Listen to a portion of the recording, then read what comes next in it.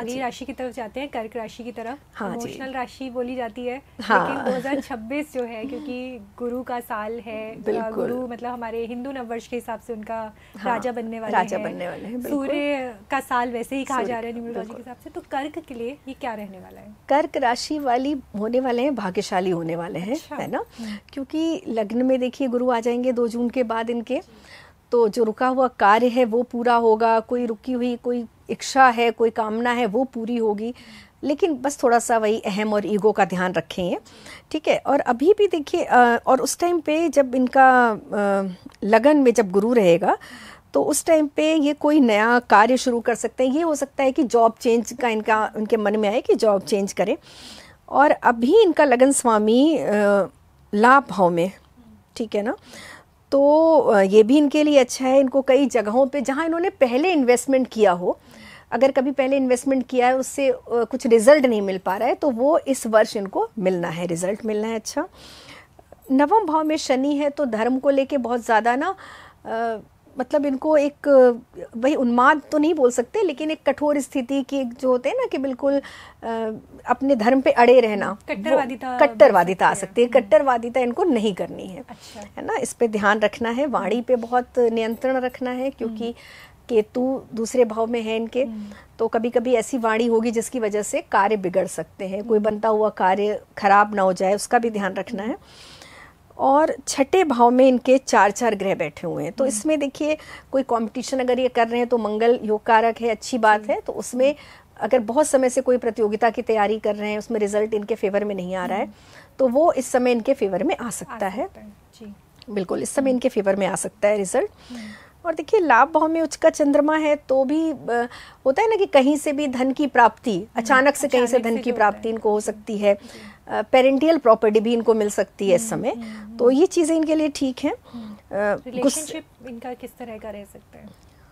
देखिए रिलेशनशिप का स्वामी है मंगल, गया हुआ है 6th हाउस में, तो बहुत अच्छा तो नहीं बोल सकते, है ना, गलत फहमियाँ हो सकती हैं, मतलब थोड़े मतभेद हो सकते हैं, तो थोड़ा सा ध्यान रखें, ईमानदार बने रहें रिलेशनशिप में। अगर ज़रा भी गुंजाइश नहीं है, अगर शादीशुदा हैं तो एक्स्ट्रा मैरिटल के थोड़े योग बने हुए हैं, है ना, लेकिन कोशिश करें कि बिल्कुल ईमानदार बने रहें, ठीक है। रॉयल्टी इनकी की रहने वाली है इस साल। हाँ, इस बार रॉयल्टी टेस्ट होने वाला है इनका, ठीक है, तो वो ध्यान रखें। और पूरे वर्ष शिव जी का जलाभिषेक करें सीधे सीधे, बस ये सबसे अच्छा है। अगर सोमवार को, अगर रोज करें अच्छी बात है, लेकिन सोमवार के दिन इनको करना ही करना है।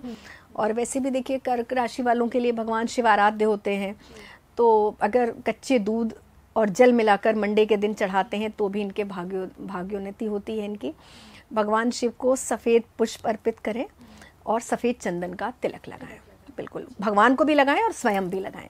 तिलक का बड़ा महत्व है हमारे यहाँ सनातन में। तिलक लगाने से बहुत सारी चीज़ें बैलेंस रहती हैं, क्योंकि जब हमारा 3rd आई चक्रा ये बैलेंस होता है ना, तो हम सही निर्णय लेते हैं, ग्रहों की स्थिति भी सुधरती है। बहुत छोटा सा तिलक है, लेकिन इसका महत्व ना बहुत ज़्यादा है। तो अपनी राशि के अनुसार अगर तिलक लगाते हैं, जैसे कर्क राशि वाले सफ़ेद चंदन का लगा लें, मीन राशि वाले पीले चंदन का तिलक लगा लें, तो बहुत अच्छा होता है।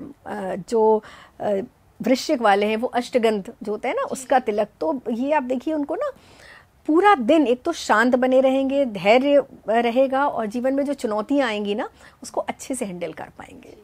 जी आगे मैं बढ़ूँ इससे पहले आप, क्योंकि तिलक के ऊपर हम आ गए हैं, तो एक चीज़ मैं जानना चाहूँगी कि कई बार ये बोला जाता है कि हमारी बॉडी के जो चक्रास हैं वो बैलेंस नहीं होते हैं ना, किसी भी रीज़न से हो सकता है। और 3rd आई तो वैसे ही कहा जाता है कि वो बिल्कुल हाईएस्ट फॉर्म में जाने का रास्ता होता है। तो क्या तिलक वहाँ पे हेल्प करता है वो चक्रा को बैलेंस करने में, कि 3rd आई जो है, अगर आपको लगता है कि आप सही डिसीजन नहीं ले पा रहे हैं, आप कंफ्यूज रहते हैं, आपका थॉट प्रोसेस ठीक से काम नहीं कर रहा है, तो क्या तिलक उसमें कुछ हद तक आपको हेल्प करता है? 80% तक बहुत हेल्प करता है। और मैंने देखा भी, एक्सपीरियंस से भी बोल रही हूँ, 7 चक्रास में जो हमारा आई चक्रास है ना, जो 3rd आई चक्रा, ये सबसे महत्वपूर्ण भी है, क्योंकि यहाँ से हम निर्णय लेते हैं, ठीक है ना।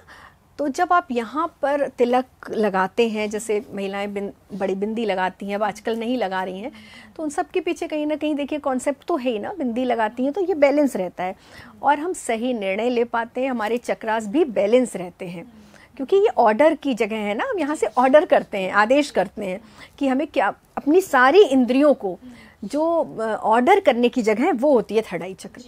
तो सही दिशा में ऑर्डर कर सकें हम, इसलिए तिलक लगाना बहुत महत्वपूर्ण है। तो तिलक अवश्य लगाना चाहिए, सबको लगाना चाहिए, चाहे लड़के हों लड़कियां हों, सभी को लगाना चाहिए तिलक। अब वैसे भी हम कहीं ना कहीं ट्रेडिशंस को थोड़ा सा छोड़ चुके हैं। हाँ, हर ट्रेडिशन में तो साइंटिफिक रीजन छुपा है सुप्रिया। कोई भी ट्रेडिशन ना हमारा व्यर्थ नहीं है ना, हर सबके पीछे लॉजिक्स हैं। तो वही लॉजिक लोगों को पता नहीं है ना, और आजकल क्योंकि लोगों को बिना लॉजिक के कुछ करना नहीं होता है, लेकिन ये बहुत अच्छा होता है। और ये ना कुछ चीज़ें एक्सपीरियंस की होती हैं, सिर्फ कहने से नहीं है। जब मैं बोलूँगी आप लगाओ, आप नहीं लगाओगे, जब आप 5 दिन लगाओगे आपको फर्क नजर आएगा, लगेगा मानसिक शांति, फिर इंसान तभी इसको करेगा। वैसे भी जैसे ये तो बोला ही जाता था कि चंदन अगर आप अपने माथे पे लगाते हैं और अगर आपको बहुत गुस्सा आता है या अगर आप एग्रेसिव ज्यादा रहते हैं तो चंदन माथे पे लगाइए, आपको बहुत अच्छा, बहुत कूलिंग, हाँ बिल्कुल रिलीफ, बहुत रिलीफ फील होता है।